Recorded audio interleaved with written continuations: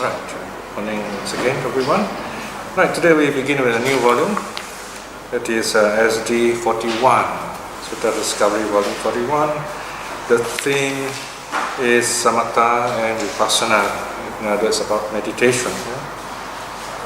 And the very first chapter is an essay on Samatha and Vipassana. And as by now we all know, the essays are a cross-section study of the various suttas and teachings related to Samatha or to the topic at hand. Yeah? Samatha Vipassana is another way of saying meditation, if you like. Yeah? But in our times, the terms have become kind of separated in a very interesting way. It shows that people are very interested in meditation, in Buddhism, and they try to interpret it in their own understanding and also to make meditation relevant, applicable, effective according to their environment and needs. Okay? As we know, the word Vipassana is very well known today as a meditation method, right? And Samatha also, in fact, is also well known as a meditation method. So, in other words, what are actually two aspects of meditation became methods in their own right, in our own time, so to speak. Yeah? So, but I would understand that if people really meditate seriously, whichever name they use, you'll find somehow you will accomplish meditation as a whole. Okay? So there is the theory, there's the practice. But the problem at hand is that people tend to talk more about meditation than actually practice it. If you do that, then of course you have a big problem, because people who talk a lot about meditation are not meditating, right? I mean, we're talking about meditation now and we're not really meditating. But if we talk about meditation in order to understand meditation as a background to practice, then it's helpful. Okay? We know very well Dharma teaching is a very important aspect of Buddhist training. In fact, recently a very happy surprise came to my notice. We have prepared 3 volumes in the meditation series, right? Meditation 1 is called Meditation a Safety Guide, right? And then Meditation Volume 2 is a Stillness Guide, right? And then the third one is another volume. Second one is on overcoming the mental hindrances. And then the third one is Stillness Guide on the various types of helping meditation. Okay? At least 2 people overseas have written to me, and of course they like these 3 volumes very much, and there are total actually about 7 volumes. The next volume is number 4, is on the 4 Brahma Viharas, another very interesting meditation topic. So there's this person in Australia who wrote to me. He says that he's so happy with these 3 volumes. In fact, he's using them for his meditation. He is a very serious meditator. And he is using these volumes for his meditation. And I never thought of that. That was very interesting. I thought of, I wrote this volume just to get all the information from the suttas, sutta-related teachings, so that meditators or those interested in meditation can read up in one volume all those interesting points, primary materials on meditation. And most of these materials are from the suttas. Take for example volume 2 especially, the Stillness Guide. It's about overcoming the, 5 mental hindrances. So this person says that he's going to spend his meditation retreat using this volume. So I look at the volume, there are 11 topics, 5 of them are mental hindrances. So in other words, what he's going to do, he's going to take, say each day he's going to read out 1 chapter and then reflect on it. Because these handbooks are very useful in telling you, number 1, what are the mental hindrances, how they arise, how to overcome them. So I thought, wow, this is a very interesting way of using the book. So in fact, I've written a reflection on that, how it can be used. Okay? So sometimes Dharma, you get Dharma surprises like that. You do something, you thought it's a good thing anyway, but you didn't realize actually it's better than what you thought. So this is one of those happy surprises. Yeah. And imagine if Volume 4 comes out on Brahma Vihara, so you can use that for your own meditation, loving kindness meditation retreat, or for Brahma Vihara retreat, right? And there are so many other. There are 7 volumes coming, so hopefully we can complete them all. So, as long as we do some kind of meditation in a proper way, and I always say when you do your meditation, make sure there is loving kindness, and you find somehow there will be some kind of progress. In fact, next week we'll be starting this new course. I'll be teaching some of these prison counselors. Buddhist prison counselors, and they told me that whatever they have taught, some simple meditation, teaching of the Dharma, these prison inmates, there is a marked change in them. They're more calm, they're more at peace with themselves compared to other inmates. So there is a kind of benefit, clear, palpable benefit. And only a few days ago, my younger son came home and showed me a book on mindfulness meditation. Now they're introducing it in schools even. Really? Okay? Yes. So, of course, they take it like a school subject. You have a book there with all the exercises. For example, how many numbers can you count in 1 minute of breath? Things like that. So they make it more interesting for the students. But the idea is to introduce meditation to them, so that they are calmer and they can focus better and so on. Hopefully it works that way. And if you have seen the interview, YouTube interview, LKY doing his meditation, he also mentioned that it'd be good if the schools also use meditation. So in a sense, you might say his wish is coming true. Of course, people can opt out of the class. Most of them, of course, would like to join the class. The interesting thing why people now join the class, because of a name change. They don't call it meditation, they call it mindfulness. But it's effectively the same thing. So we also have called our methods mindfulness meditation, so that when people search for mindfulness, they can easily get it. But basically it's the same thing. Okay? So in English, it's called mindfulness. But if you look at the Pali word, mindfulness only refers to one aspect of meditation. But that's okay, as long as we have a word which people can relate to, and when they come for more, for deeper classes like this one, we explain to them the finer details, if you like. So, this is a wonderful surprise when meditation is concerned. In fact, after the people saw the videotape on interview with LKY meditation, the number of people coming for meditation in our classes also doubled, and we had to open another class for them. So, in a sense, the passing away of LKY also, he still continued to bless us with spiritual things. All right, so meditation is a very important topic today for most people, because it is a de-stressor. It helps us to work happily for most people. Then for the more thinking people, it helps them to find meaning in life, because you cannot really separate the two, especially when you come for classes in a meditation center or any of those meditation retreat. You find when you start meditating, you begin to see more of yourself. You begin to understand yourself. Right? So meditation is a really wonderful experience. And with such a teaching, obviously you find many people have a lot of things to say about it. So this essay tries to focus on what a very important aspect of meditation is, that is Samatha and Vipassana.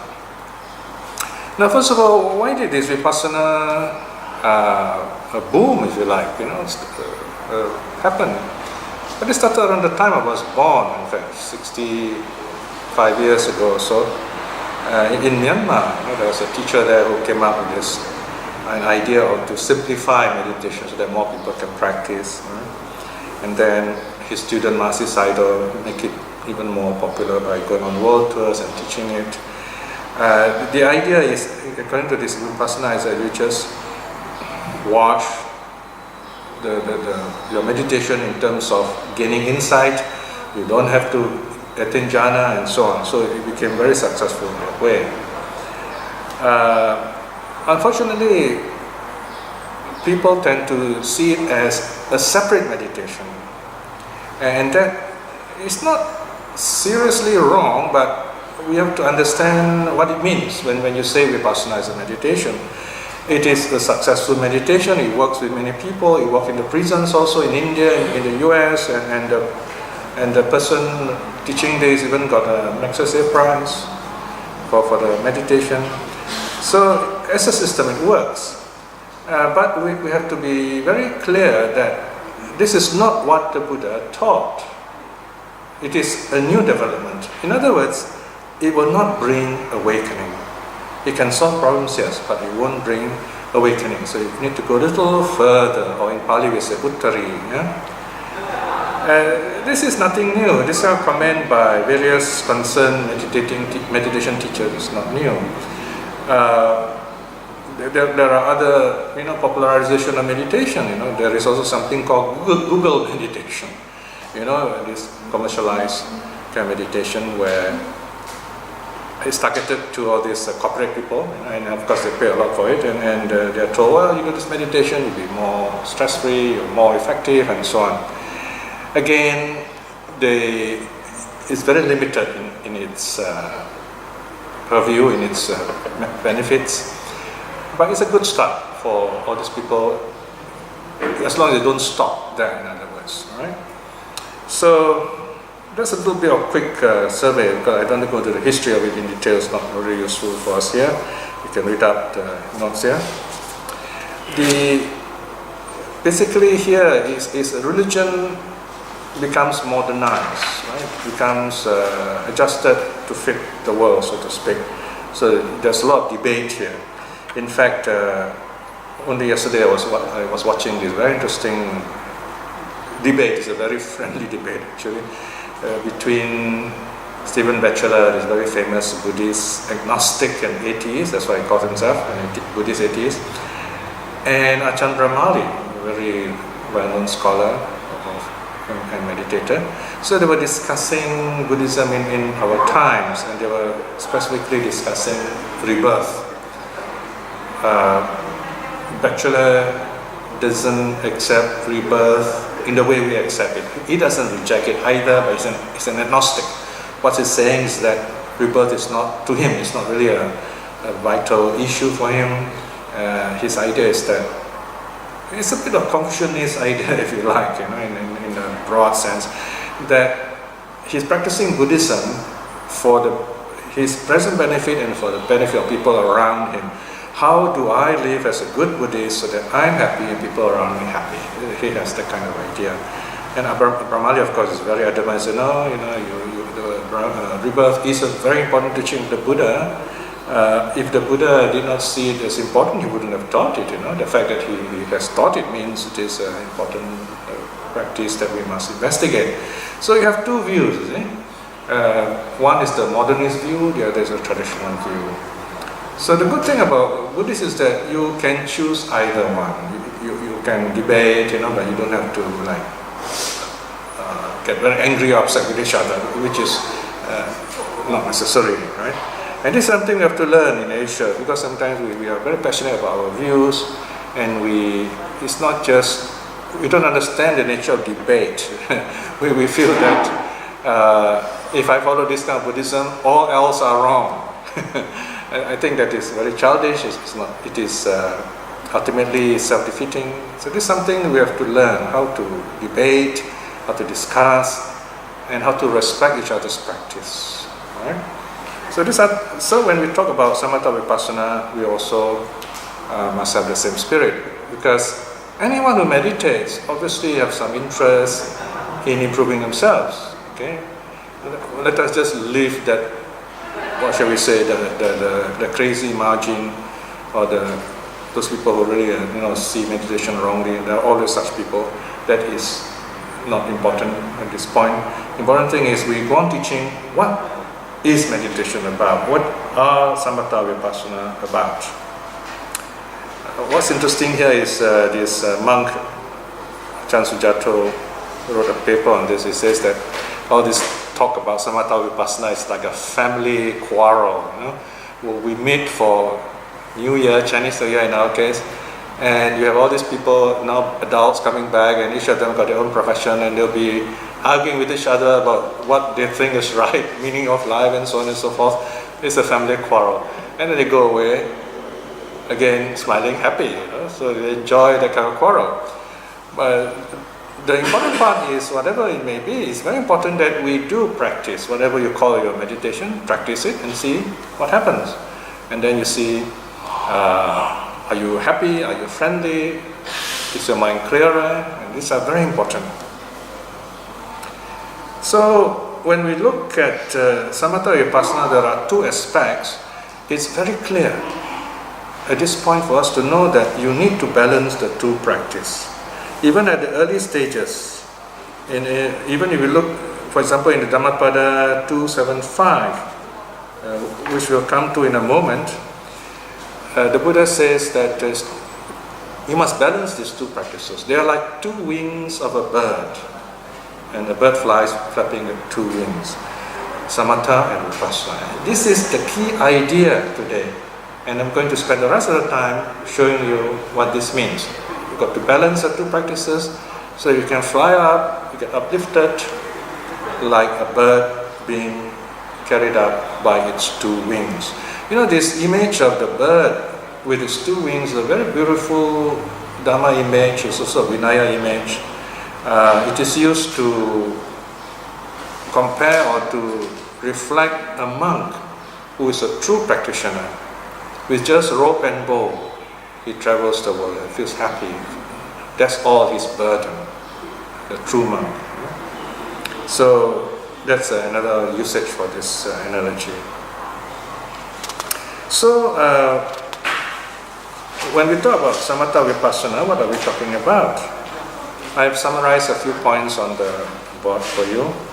If you look at Samatha means calmness, stillness, right? The mind becomes very peaceful, no more distractions. In simple terms, we can say, when you first sit down, you close your eyes, you sit very still, you're very relaxed. That is the Samatha aspect of your meditation. You have to learn to calm your body first. When you say calm the body, what does it mean? So I'm explaining Samatha now, right? So you are calming the five senses. You are giving the five senses a rest. Why do you need to give the five senses a rest? Well, they have been overworked. When they get overworked, you get stressed. Even machines get stressed. They even use the word for metal stress and so on. Because when an engine is running too long, things break up. So when we use our senses for too long, we get stressed. At least we get tired. And it's difficult to think clearly. Why is it difficult to think clearly? In fact, we can say thinking itself is a problem. Thinking is like the engine is running. Okay? When we see something, we think about it. When we hear something, we think about it. When we smell, taste, touch, we think about it. So these five physical senses are doorways to thinking. What does thinking mean here? It means you use language to discuss with yourself what to do on the pre-conscious level, so to speak, right? So you have to process this very quickly when you're talking to people. Even now, when you're listening to me, your mind is processing what I'm saying, and your mind will say, "Oh yeah, I like this one. Oh, I don't understand this. Or I better ask a question about this." So there is this chatter going on in your mind also. Okay, at the same time, you're trying to focus. Sometimes you get carried away by some thoughts, and suddenly my mouth goes up and down, but you hear no sound. Okay? Because your attention has been taken over by something else. So that's how the five senses work. These five senses, they try to overwhelm us. Each of them, like five phones trying to overwhelm us. So we want to take a break. We just switch off all the five phones. give all the five senses a rest. We sit quietly, close our eyes, we don't move. We want to calm our body first. Once your body is calm, then your mind also gets ready to be calm too. When on account of your body becoming calm and still, and your mind becoming calm and clear, that is called samatha. Okay? Or more strictly speaking, it reaches a level of focus, a very wonderful, peaceful focus. You know, even in our public classes, many of these people, they come for the first time. That's why one question I always ask them, is this your first time in meditation? And most of them say it's the first time. Why I ask this question is because later on, I ask them again, how do you find the meditation you have just done? And they will give a feedback. For example, in yesterday's class, we have a public class about 10 people. One of them is a young Vietnamese lady. She said she felt so peaceful.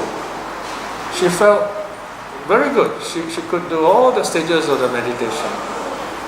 And that was her first time. Okay? So in other words, she has reached a level of calmness. Okay? So, and this calmness is so blissful, joyful. Now once you feel joyful, that means you have, in a manner of speaking, you have let go of all the five senses. You are happy for yourself. You are happy within. And notice what I've written there, right? Samatha overcomes what? Lust. What is lust here? Tanha or raga. I think raga is a more common term here in the sense that we stop running after the five senses.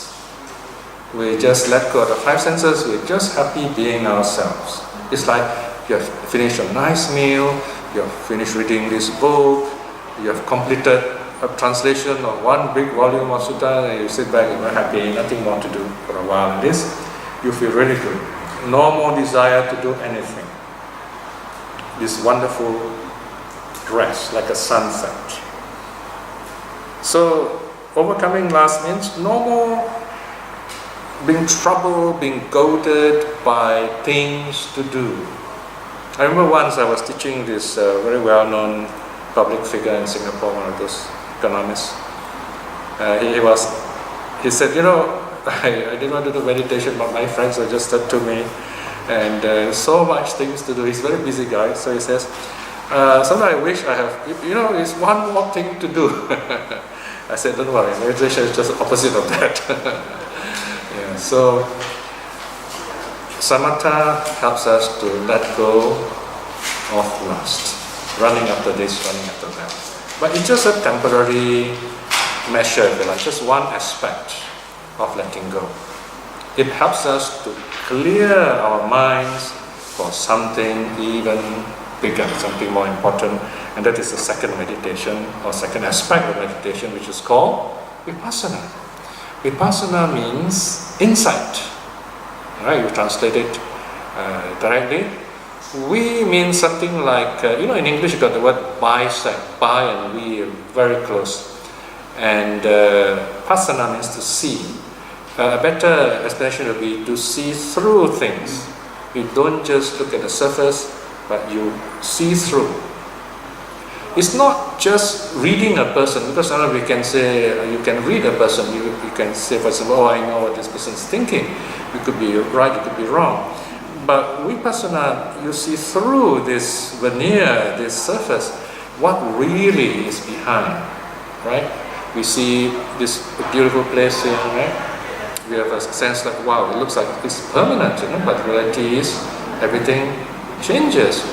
For example, I'm holding a new microphone here, you know, I remember these other microphones are quite old, you know, so I suppose those old microphones have been overused and now you have a new one here. So things do get changed. Things do change, right? So Vipassana, you see through things. You don't just get deluded by the surface. But it's not easy to see such true reality, because we are all the time being distracted by the five senses and thinking. That is why we have to give thinking a rest, a break, so that we can look at the whole situation directly and clearly. What is life really about? Why am I doing this project? Why am I doing this piece of work? What am I doing translation for? We've got to ask ourselves the basic questions. When we ask ourselves the basic questions, then we are always, our feet are on the ground, so to speak, and we are not likely to get lost in our quest for happiness. So when the mind is calm, it's like this big glass jug of muddy water, and all this silt and dirt will settle, and you can see through the water very clearly. Right? So it just got to be seeing. You see things around you, everything is impermanent, changing. So that gives you a sense of understanding, wisdom. When things do change in your life, you know it has to happen anyway. So you're not traumatized by it, you're not shocked by it. If things get lost, things get destroyed, you do not get the goal you're aiming for. You understand why, and you are not discouraged, or even if you are, you understand why, and then you can move on. You know there's something bigger, something more important, something happier that will come. And for my own personal practice, I find that there is something else that you also get. You get moral courage, vesaraja. Moral courage means you are not afraid of seeing the truth, of accepting the truth, even of speaking the truth in the way that the Buddha has taught us, in other words. And I think it's very important for us to have moral courage, because without moral courage, you find you can't really learn anything, because the teacher will say, I can't teach you this, because I don't know what's going to happen to you, or I can't teach you this because some people may be upset if I say these things. Now, if you're all the time looking over our shoulders, you can never really teach or learn anything. Or worse, we are afraid of being criticized. We are afraid that people might reject us. Of course, it's quite sensible to be able to reach out to a lot of people, but it's not always easy. Okay? For example, it is much more difficult to talk openly in a traditional Asian society than an open Western society, and we've got to find out why. Especially, I'm talking about Buddhism, I'm just talking about Buddhism. So these are things, it's an ongoing process that we have to learn to educate ourselves to talk more openly, more intelligently, more magnanimously, accepting each other's differences, and still be good friends, Right? I told some of my friends in the Buddhist groups, the intra-Buddhist group, different kinds of Buddhists in it, I said, it's quite a tense group actually, because people don't really talk to each other unless they are talked to,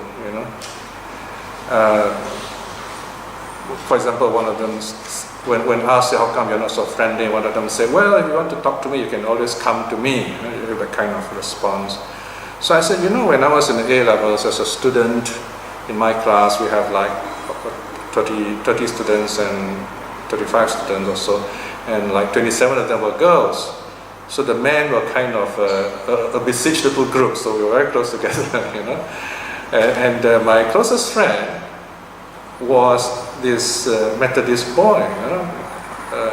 We were good friends because we were both religious. Okay, there's no other religious people around. So you have a devout Buddhist and a devout Methodist, so we became good friends.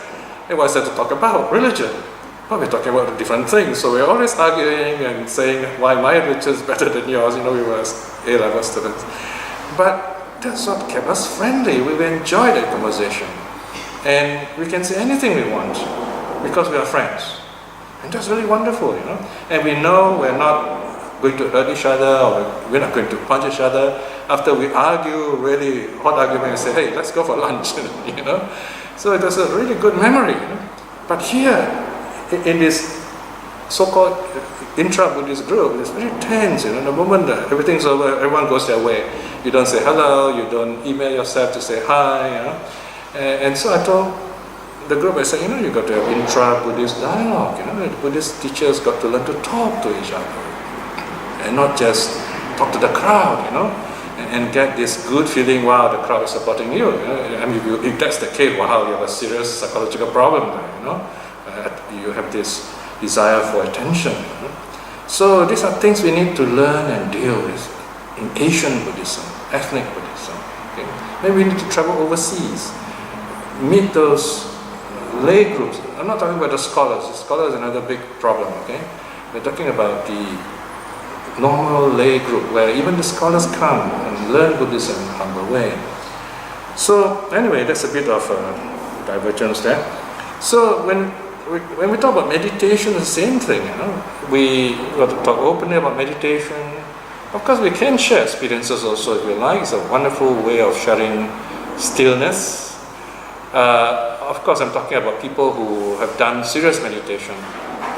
If you're beginners, it's quite difficult to talk about meditation, it might even be confusing. But if you are deep meditators, if you get, let's say, a Buddhist meditator and some other religious mystic talking to each other, we have a lot to learn from such a talk. So, whenever we talk about meditation, there is an aspect of calmness which results in joy. And what does the joy do? It calms us. Most religions stop there. They will say, wow, I'm so happy, and this is God, that's their own conclusion. In Buddhism we say, it's just a passing experience. But there is a purpose, there is a use for this joy, because this joy clears our mind. What does it mean, clears our mind? It frees our mind from thoughts, from thinking. Thinking is what prevents us from learning, ironically, especially learning about peace of mind. So in meditation, we're learning to let go of views and opinions. And then we go on to the second aspect of meditation, Vipassana. We look at things directly, beyond language, beyond thoughts. What do we see? That is why the word see is used. It's not what we think or what we talk, what we see.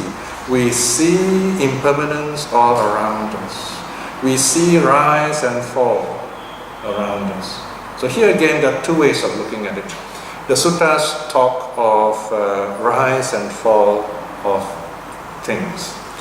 The Abhidhamma tend to talk of moments of consciousness. So here we have that famous quantum physics situation where state of matter, whether it is a particle or waves. So you can look at this situation either way. Right? So when we look into reality, we see rise and fall. So that's a Vipassana aspect. In fact, if you understand and accept this explanation, Samatha means calmness, your mind is clear, you're happy. Then using the calm, clear and happy mind, you look deeper into true reality, that is Vipassana, you have basically got it already. And so that is a bit of theory behind it. Now, then we have, how do we get this problem of Vipassana as a separate meditation by itself? This is in the commentaries, especially Buddha Ghosha, for example, he talks of, he says there are three kinds of meditators. If you look at 2.1.1, it says first there's the calm or tranquil practitioner, and there's the insight practitioner, and there is the dry insight practitioner. So now he's saying that these are different kinds of meditators. So you find hundreds of years after the Buddha's time, the ideas began to change because these commentators, they are more scholarly, if you like, and they're patronized by big temples, which are patronized by the king. Once the emperor comes in, you get a very massive form of Buddhism. The history of Chinese Buddhism stands clear witness to this. So in other words, Buddhism begin to have an agenda, right? So one of the things is standardization. So you have this so-called Vipassana meditation. I was talking to one of the scholars during the Kuan Yin seminar here, and we had a really interesting discussion. In fact, it's the only one I had a chance to talk in depth. And he told me something which made me think. He was talking about Myanmar. He says that he was talking about this monk in Myanmar who is right now quite violent, quite taking a stand and saying that to make Buddhism pure and he's anti whoever's not Buddhist, So he's saying it's surprising that even a monk could take such a political stand, and he's saying why this happens. Of course, you can talk about Sri Lanka even. Although interestingly in Thailand you find it's not so much. Those monks are not so political. They more start their own groups. Anyway, so he says that Myanmar, as you see, was ruled by the British, right? Because this colonial past.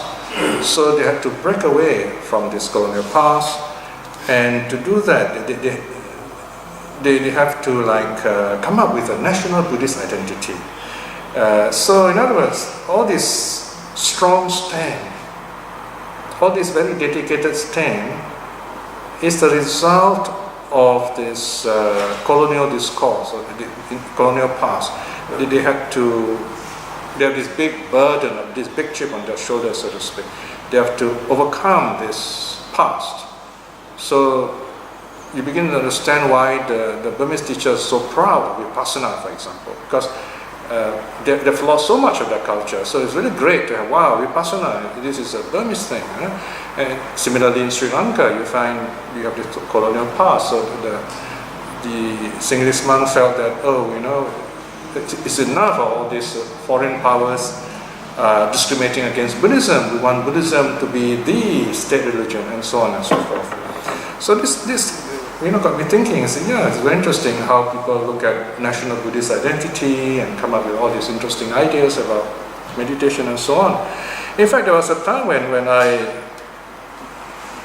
used the word Buddhist identity also in Malaysia when I was a very young monk, 40 years ago. When I look back, I said, it's very interesting. Why did I think like that? Because we felt we were besieged. We were being, we had all this colonial background ourselves, and we were still being, in a sense, controlled by the foreign missionaries from Sri Lanka and so on. So we want to be free. So we talk about a national Buddhist identity. Then I realized, it's becoming a bit political here. I don't want to start a political group, So I gave up using that term. I said, why don't we use the term local Buddhist fellowship? Sounds more friendly, right? So now I would talk more in terms of local Buddhist fellowship rather than national Buddhist identity, because it might be misconstrued as a political idea.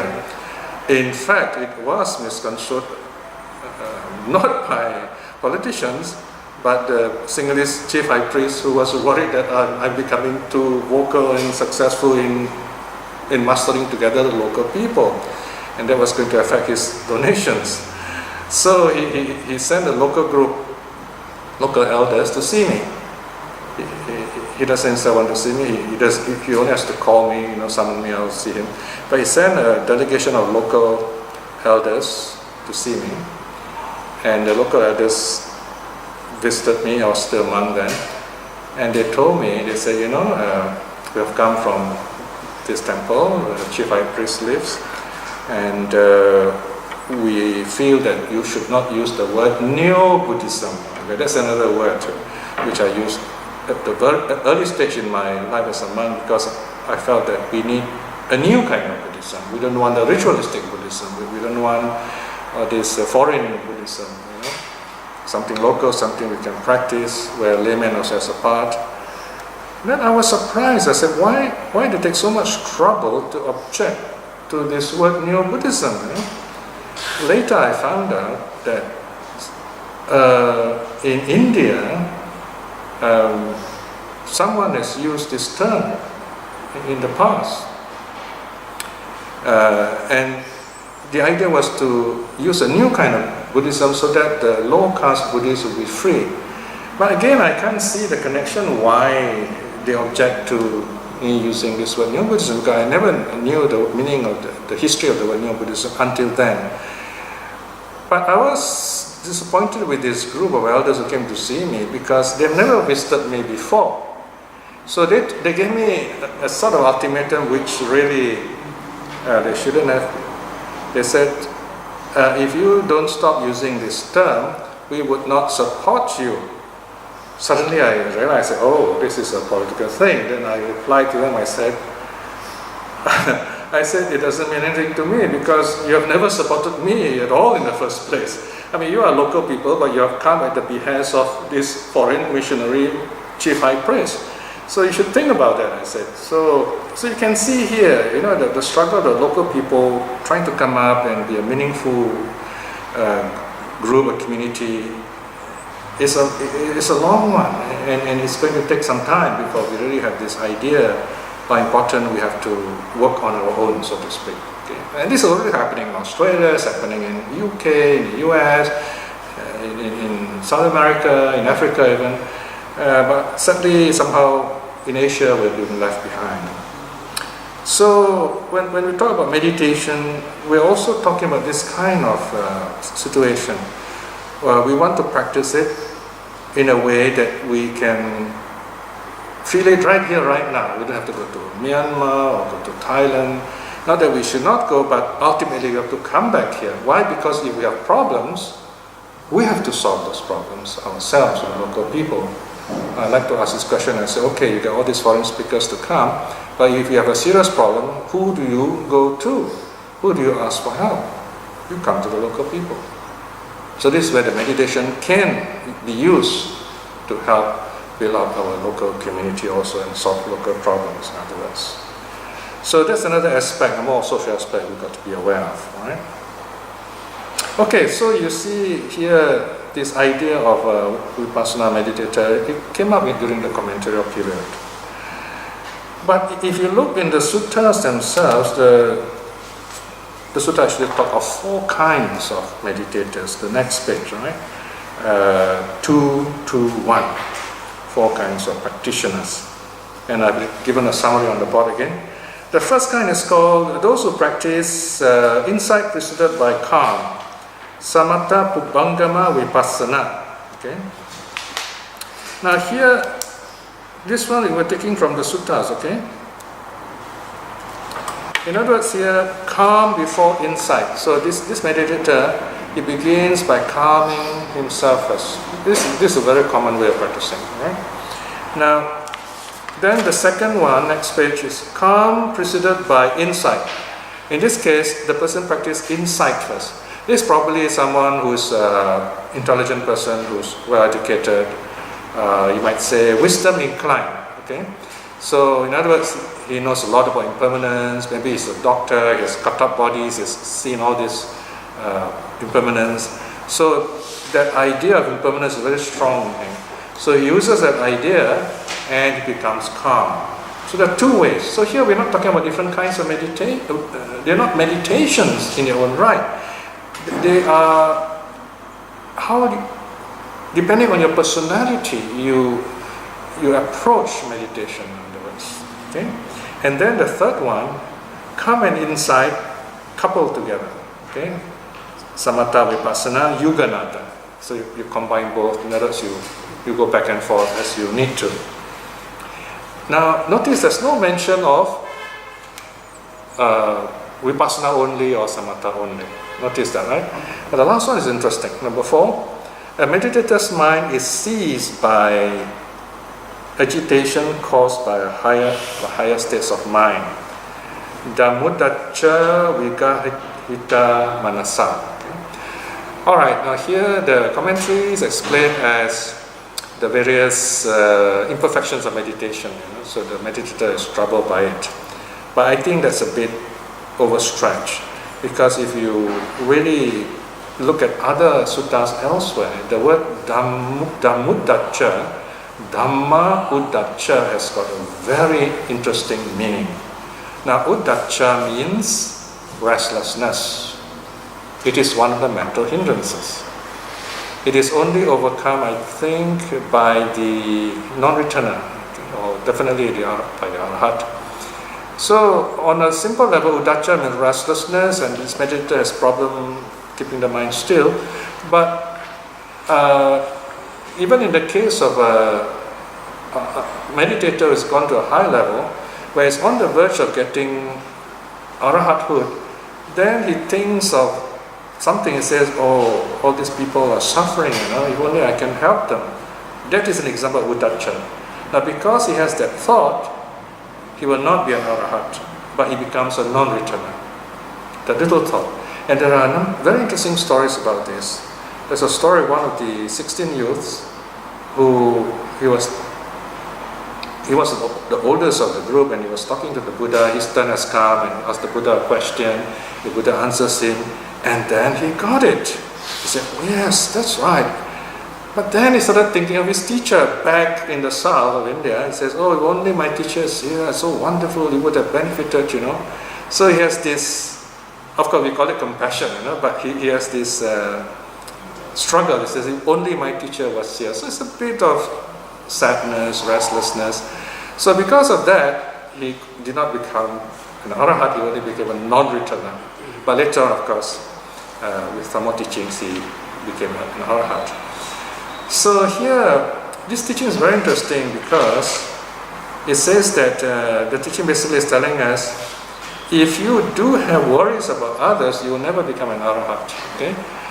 You got to really clear your mind completely. And then you can worry about other people if you want. Okay?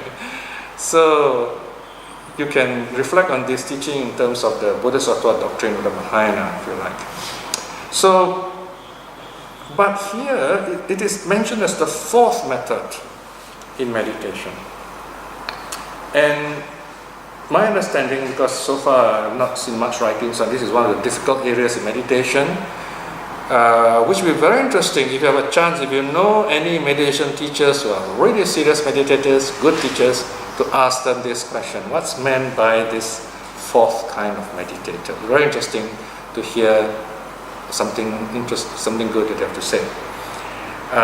My understanding is this: when you do your meditation, yes, you get peace of mind, you feel very good, or you get insight coming to you. Right? These are two possibilities. But the third possibility is this: while you're meditating, you may realize in the depth of your meditation, why is there so much suffering in the world? That thought may come to you, bang, it zaps you. And that's what happens to Buddha. Suddenly you felt, why is there so much suffering in the world?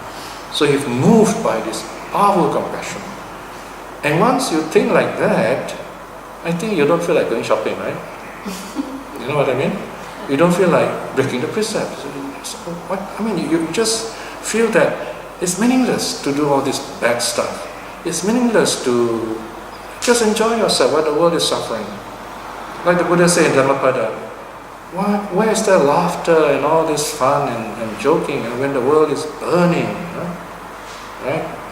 So when you think like that, you begin to say that I must do something about it. So in a sense, you might say on a simpler level, that's one of my motivation in spending 12 years translating 49 volumes of suttas. And to be frank with you, no local person really complimented me and said, wow, 49 volumes, that's a lot. Only this one scholar I spoke with, he said, wow, what you've done is really quite an achievement. Hearing that from a scholar, yes, it is a qualified compliment. So, what I'm saying is, do not be afraid of this experience when it comes to you. Don't be discouraged by it. Some people get very depressed. They say, what can I do? I'm only one person, and look at all these people suffering. No matter what I do, I can't save the world. That's true. Even the Buddha, someone asked the Buddha, so you teach all these things, have you saved the world? Someone challenged him. Of course, it's an unfair question, When we talk about the world, we're talking about past, present, future. But the teaching is there. If you try it, you will get out of suffering. You can get out of the world. The world is always there, yes, but you can get out of the world. Right? That's because we think in terms of a dichotomy. So when you experience this restlessness, it should motivate you, and you ask yourself the question, what can I do about it? Just like that wonderful story about this boy who was walking along the shore, and there were so many starfishes got washed onto the shore, and he keeps putting back one by one back into the sea. And a group of people come around, laugh at him and say, "Oh, young boy, why are you wasting your time putting back all the starfishes? You know, how many can you put in? Does it really matter?" Then the boy replies, "Well, this one, it matters to this one, you know, right? So what he's saying is, I'm saving the life of this one." I mean, imagine if they're human beings, you know. You feel that every one person you help is very important. In fact, we can't help except one by one. You help people one by one. Right? So in other words, you don't measure when you do good. That's another meaning. You don't measure. You don't say, "Oh, one doesn't matter. Let one person die." You know? We don't say that. We do our best to help even one person. So, all right. So that's dealing with uddhacca, restlessness. Yeah? So even at this point, I hope that you can see the meaning of these two terms, how they are interconnected, how they work together, and we need to do both so that first we calm our minds, and then the mind is clear that we can see into true reality.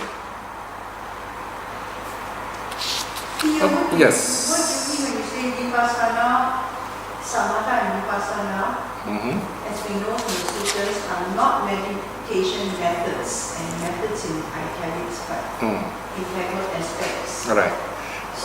Okay. So, if these, that's my first question. Sure. And then you say the Buddha does not teach any Samatha meditation or Vipassana meditation. Separately. What? Okay, here method, that means by itself. So for example, if you say samatha is a method, that means you get to jhana and you stay there. That's it, nothing more. You know, you don't use it for insight. Okay. So on the other hand, if you say it's only vipassana, you say, okay, you just look at impermanence, and then that's it. You know, you don't feel calm, you're not happy, and you find you never smile. You know, they look very unfriendly. It's one of the complaints that lately I've been hearing. You know, they brought some forest monks here, and many of them were saying, you can't really talk much with these forest monks. They just take their meal and then they go back, and that's it. You know, they're not so friendly. I suppose that's because they're forest monks. They don't get people in the forest, and they want to be alone. You know, and now you have these very social monks who are all the time talking. So you have this kind of feedback. So the idea, in other words, if you have samatha, if you're happy, joyful, you are radiant. See? So you cannot separate the two. By method, I mean they're separated in their own right. You know, that's what I mean. Okay? But having said that, you find that even among people who do samatha, among people who do so-called vipassana meditation, you find that they need to learn to be calm also anyway. Right? So actually, it goes without saying, they still do both. You cannot really only do one and really meditate, you can't. It's just that they tend to label their method as vipassana. That's what I mean. Okay? And look at this page 13. There's a short sutta here, which shows you how important the two go together. It's called the Mula Samatha Vipassana Sutta, the discourse on calm and insight, or the roots. Or you can even translate as the original discourse on calm and insight, as 43.2. It's very short, so I'll just read it to you. Bhikshus, I will teach you the unconditioned means nirvana, and the path leading to the unconditioned. Listen, bhikshus, pay close attention, I will speak. Yes, Bhante, the monks replied, the Blessed One. The Blessed One said this, and what, bhikshu, is the unconditioned? The destruction of lust, the destruction of hate, the destruction of delusion. This is called the unconditioned. So it's another way of talking about nirvana. And what, bhikshus, is the path leading to the unconditioned? Notice, the path. Alright, one word, path. Answer, calm and insight. Notice, in other words, they go together. Calm and insight, or samatha and vipassana. This is called the path leading to the unconditioned. Okay? So I'll be talking more about this in the next lesson, where again the Vipassana people, they took out this phrase from the Satipatthana Sutta, the one way, the only way, and they say, oh, that's Vipassana. Alright? So here you are both Samatha and Vipassana forming the path.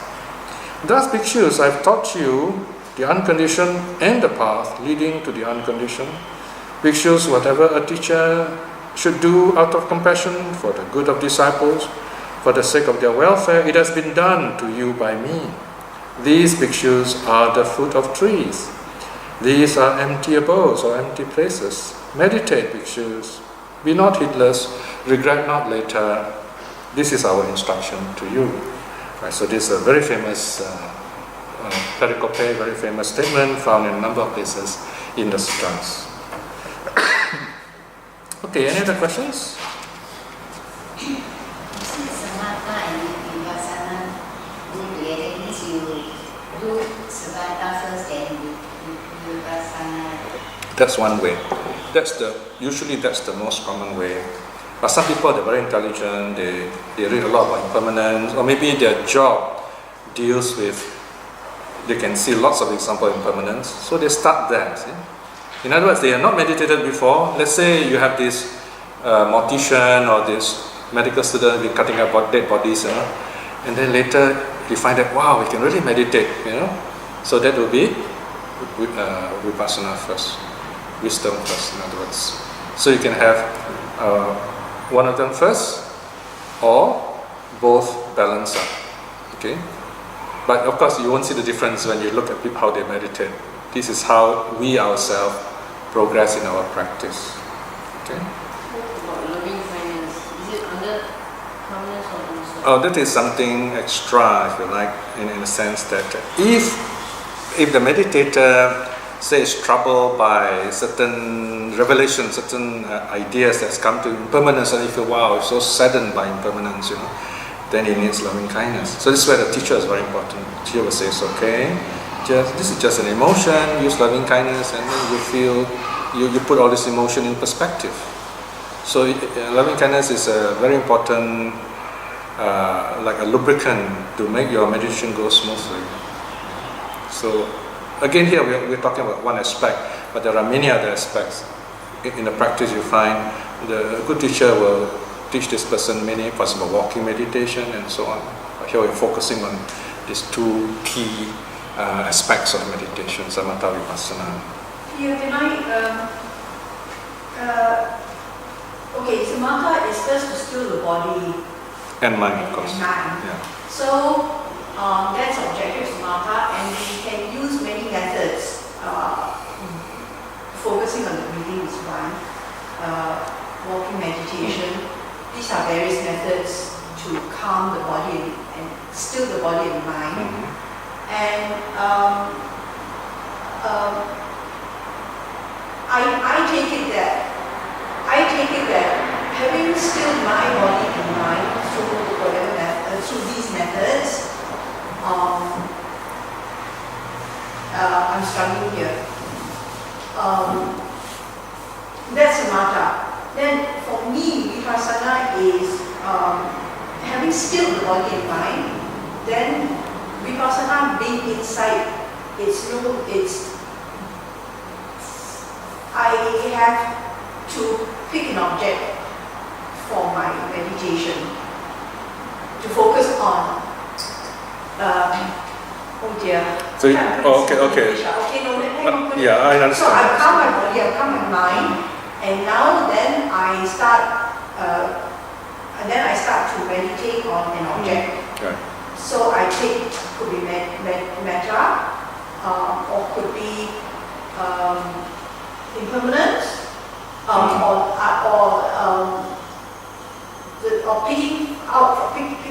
taking from the Satipatthana Sutta on death, Okay. or So whatever. So is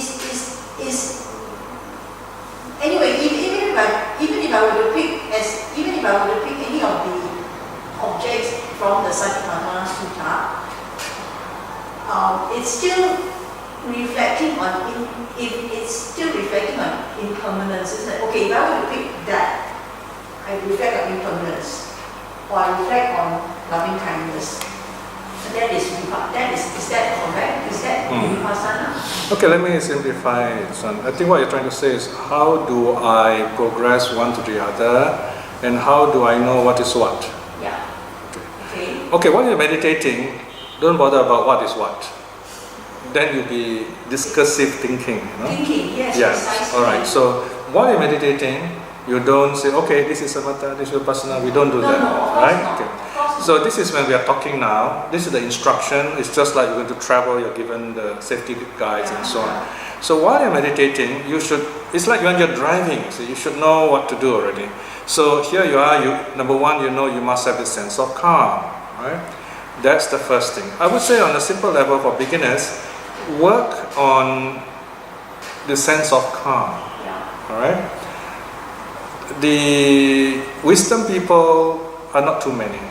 So of course, if they have a lot of wisdom, they will start talking about it. Say, wow, I realized, these dead bodies, they were alive once and so on. So that is their wisdom aspect. Okay, so you can talk a bit about that, but then sooner or later we say, okay, we agreed, right? This is impermanence, and then we have to let go of that idea, go into calmness. So might as well begin with calmness. Okay, so we learn to calm the mind, and then once you notice you are calm, enjoy the calmness as long as you like. Don't rush. Very important, because you must master this calmness. Okay? Sometimes it may just appear to you naturally. You are so calm, and then suddenly this vision of impermanence comes to you. Fine. And then just your teacher will tell you what to do. Some teacher will say, oh, just smile at it. Don't bother about it. Or take it as thinking. Don't get too involved with it yet, okay? Because you've got to build your calmness. Why? Because there might come a time when this vision is so strong and so clear, you don't want to feel troubled by it. So that's where the calmness and the joy is very important. Joy and calmness is the receptacle for insight wisdom. Otherwise, it will either, filter away, or it will trouble us. But when I'm told that in Vipassana you pick an object to reflect on, that becomes thinking, isn't it? Those are special cases when the student is distracted. Then the teacher will say, this is what you do. For example, it's meditating and then thoughts come. Then the teacher will say, okay, you can just smile at it, let it go, or you can label it. The first. Then how do you reflect on? But then when you do metta meditation, for example, that's also reflection of metta. That's also thinking, isn't it? Metta is a samatha practice where you build up this joyful state. Then you just keep the joy, stay as long as you like with it. Okay, it's feeling, pure feeling. And then when you come out of it, you reflect. Say, all this wonderful joy I'm experiencing is mind-made, and therefore they are unsatisfactory, they are impermanent. Then it becomes Vipassana in that sense. Okay, so these are finer points of how you practice and dealing with particular distractions. So yes, some thought is involved, because at that level there are lots of thoughts. So we are using thought to push thought. This is called knocking the nail out. The parable of knocking the nail out. The very first method of overcoming distraction given in the Vitakka Santana Sutta, if you remember. But even in the Satipatthana Sutta, with the 4 different foundations, starting from the most gross to the most subtle, and at every step, you are reflecting on, for example, the body, the impurities, and it goes on. When you say reflect, to me, reflecting was already thinking, isn't it? So you have in mind, for example, oh, this body is impermanent, it's full of, it's a bag of... Okay, we can... Satipatthana, you base your mind on something. Okay, otherwise, how is the mind going to function? The mind will be wandering around.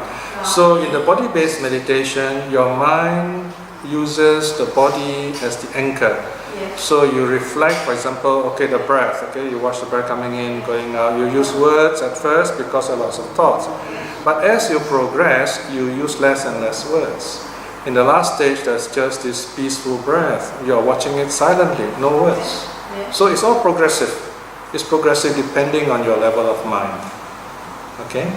Yes, there are words used, there are a bit of thought used, but not the heavily discursive thought of like nouns. So it's also progressive. Or you just note it as it is, reflective. You notice it as it is. Because Satipatthana itself is only a step. The goal, limited goal, okay, the next step is jhana. Oh, is it? Once Satipatthana is properly done, jhana arises. Look at the Eightfold Path. Step number 7, or rather factor 7, right samadhi. That is, you got right concentration, right? Concentration, yes. And then what's the last one? Can't remember. Right, sorry? No, the last one. In other words, you see, you have a right samadhi first, that is jhana, this satipatthana, and then jhana. Okay? Sama samadhi is jhana, see? Okay, the last step, number 8, is jhana. So you can see those steps there also. Okay? So, of course, there are 2 purposes of satipatthana meditation. Okay? One is you use it to calm yourself first, the samatha if you like. Okay? And then later when you're good in it, then you get into jhana, and then you come out of jhana, and then you do vipassana. So this is another way. Oh, this is beyond me. Yeah. So I mean, these are advanced methods. So simply take it as satipatthana. You're using body-based meditation, feeling-based meditation, mind-based meditation, relative-based meditation to clear the mind first. Okay, so that is samatha. And then when the mind is clear, you're peaceful, you're happy, then you get to jhana, your mind becomes so calm, and then you, with that calm and clear mind, you come out, and then you look at vipassana. This is one way of looking at it. Using a calm, clear mind, then the impermanence that you see is very clear. Okay? So just remember again that the stages sama sati, sama samadhi. Okay? The 7 stages 7 and 8 of the Eightfold Path. Sama sati, the word sati, satipatthana. Okay? And then samadhi for jhanas. Okay? So it kind of they build up. Okay. Of course, it doesn't mean here that we all must work hard, get jhana. You can't get jhana, too bad for you. You don't have to look so far ahead. Even without jhana, you reflect impermanence, you can still attain stream winning. Right? So these are... But even jhana don't necessarily lead to awakening. Exactly, yes. You got how... Jhana is like a sharp knife, depends how you use it. You can have a sharp knife, you keep it there, or you use it to cut whatever needs cutting. Okay? So it has to be used in that sense. Okay, any other questions? If you reach jhana, means you reach where? Sorry? If you reach the jhana, where you reach? Reach what? Sorry, I can't hear you. What's the next step after Oh. jhana? Depends, okay? If your jhana is still not good, then you got to go on doing it until you are good in it. That means you're very happy, and then after that, you need to cultivate wisdom. The simple answer is to cultivate wisdom, insight. Okay? But you don't really need jhanas to achieve wisdom or insight. Yes, You can start depends. to come without jhanas, no? If you want to attain non-return and arahathood, you need jhanas, because you need this high level of joy to overcome bodily lust. Okay? But if stream winning, once return, you reflect impermanence, it's good enough. I thought we just agreed that jhanas do not necessarily lead to awakening. No, I don't think that's the way, because from the suttas often mention jhana and the arahats. It's very easy to remember. There are 4 stages, right? So you talk about arahat, non-return, they need jhanas because they must overcome sexuality, these lustful thoughts and so on. Sexuality, sensuality, body-based pleasures. So you need jhana. Okay. Whereas for the one-returner, non-returner, you don't need jhana. But there's some level of mental calm, mental focus too, but not to the level of jhana. Okay. Of course, on this simple level, some people also can attain jhana. Generally, I would say you don't need jhana for awakening in the sense that once you attain stream winning, you're on the way. See? And sooner or later, your mind will be kind of purified, strengthened, and within 7 lives, you're able to progress further to attain jhana and so on. Is there any sutta where the Buddha taught the methods of meditating? Yeah, I mean, Satipatthana Sutta is one of them. And I mean the method of meditating. What do you mean? How to meditate? It depends on so many kinds of meditation. So Satipatthana Sutta is the key one. And then there are others like the Kaya Kata Sati Sutta. Is it here or what you mentioned? No, it's not here. Okay. Because, There's one volume on meditation. yeah. Huh? There's one volume on meditation. Yeah, there's one more volume on meditation. Oh, okay. What number is that? 15. Meditation methods. Yeah, volume 15, mental cultivation. But this one actually is about the 5 kinds of meditation. This is found in volume 3 of Meditation 3. This the Meditation 3. It talks about different kinds of the 5 kinds of methods. There are 40 different kinds, so you find they're taught here and there. 40 different kinds. Yeah, about 40. 30, I think 30 to 40, I forget how many exactly. As taught by Buddha. Yeah, actually it's much more than that because sometimes the Buddha would teach a very unique method to certain people. Yeah. But those, what shall I say, well-known ones, regular ones, about 30, 40. Yeah. So volume this 15 is in Meditation 3. Okay. Volume 15. Yeah, volume 15. You can either look at volume 15 or you can look at the Meditation 3. Okay. Then the other ones, of course, is Satipatthana Sutta. It is volume 13. Okay. Any other questions? Yes. How you know you see wisdom, right? You, in a sense, you do it almost consciously. You reflect on, for example, the class is going to end, then just reflect, well, even this is impermanent, and then you feel happy, you feel very happy about something. Let's say you are looking for something and then you found the happiness. Well, let me give a very mundane example. Let's say you go shopping and you want to look for a particular, say, garlic powder, okay? And you're everywhere looking, you can't find it. And finally you found it, wow, you're so happy, And then you reflect, say, look at this happiness, I'm so joyful now. But then it is ending because I found this bottle of garlic powder already. So you begin to reflect, says, well, it's impermanent. Even this joy is impermanent. So you reflect like that on a very simple level. Okay? Whereas on a deeper level, when you're meditating, you get into wonderful happy states, then you come out of it, you look back, you say, all this wonderful meditation experience I have, they are mind-made, they come from my mind, therefore they're also impermanent. Okay, remember, simple formula, mind-made, impermanent. Actually, to be more detailed, mind-made, dukkha, impermanent. Because this mind-made, it is unsatisfactory. Therefore, it is also impermanent. Or it is impermanent, therefore it is unsatisfactory. So you see wisdom already. That is wisdom, yeah. When we talk about wisdom, that is wisdom. Okay, wisdom means seeing things as they really are. Which is impermanent. Yes. Any other question? So I hope it's clear now. So How do you balance the two then, Samatha Vipassana? What do you mean by that? Okay. Here again, I'm only answering theoretically. The best way, of course, is to have a teacher guide you along. Okay? So if he probably will tell you, okay, you first practice calmness, build up your calmness by doing breath, balance with loving kindness, so that it's easier for you.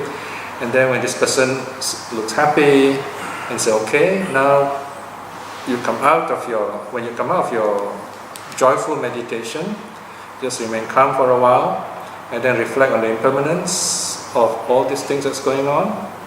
And then through the reflection, you will get back into the meditation again, and you go deeper still. So these two, they are like boosters, The calmness and the joy of meditation is neither samatha nor vipassana, but these two, they're like boosters. They push you to attain those wonderful levels. That's what you mean by balance?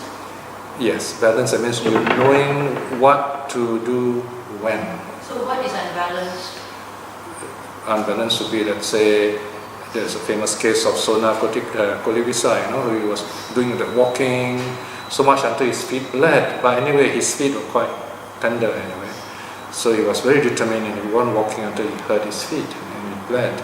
So that is not balancing in practice. Another one is, this person will say, just only reflect on impermanence or reflecting on dead bodies, and you get all kind of funny hallucinations. That would be another extreme. So balance means the simple answer is you feel joyful. Okay, unbalanced meaning leading to mental... It may, yes. Mental disturbance. Yes. Yeah. And it can also reflect the person's emotional state. That's why the teacher is very important. Oh, yes. Yeah. So he will tell you, okay, you don't need to do this, go and do some sweeping, something like that. And sweep mindfully, and so on. So the teacher will guide you along. I mean, you can see the working of meditation and counseling, People come to us with all kinds of terrible state of mind, anxiety and so on. So we have to be very patient with them and tell them, look, anxiety is a thought, it's a way of thinking. Number one, do you accept that? That's the way of thinking. You've got to listen how he thinks, And then the next thing is I say, okay, I want you to just watch your breath. Is it peaceful? I say, okay, yes, it's peaceful. Yeah, very nice. I never felt like this before. Very good. Now I want you to smile. Smile at the breath. Try it. He said, this is ridiculous. No, but I feel good. I said, okay, good progress. Okay, this is actually an example, of a case where this person, you can help this person. Yeah, I mean, I'm talking about using meditation to heal people. It's possible. But you got to be really patient and you got to go with them step by step. And this is what we need to do. Yeah. Okay, any other question? No more questions, huh?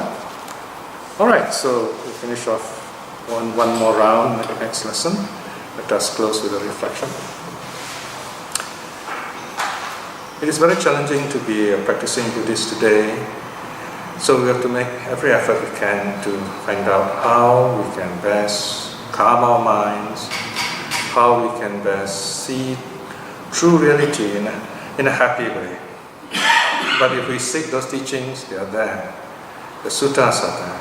So just a matter of looking them up, carefully studying them, and then practicing them, meeting some good teachers, asking questions, and not giving up even in the face of difficulties. Reflecting in this way is very good mental karma. By the power of such karma, may we aspire to attain spiritual liberation even in this life itself, attaining at least string winning. In this moment of peace, let us send out, share our loving kindness to all the beings, all the people, that they be well and happy. And also to those who work hard for the Dharma, for this temple, that they may be blessed with good health and wisdom. Let us also send out our loving kindness to all our loved ones, and to all the people important to us, wherever they are. May they be well and happy. And to those whom the Dhamma have not touched, may they see the Dhamma for themselves and be liberated too. May all beings be well and happy. Sadhu, sadhu, sadhu.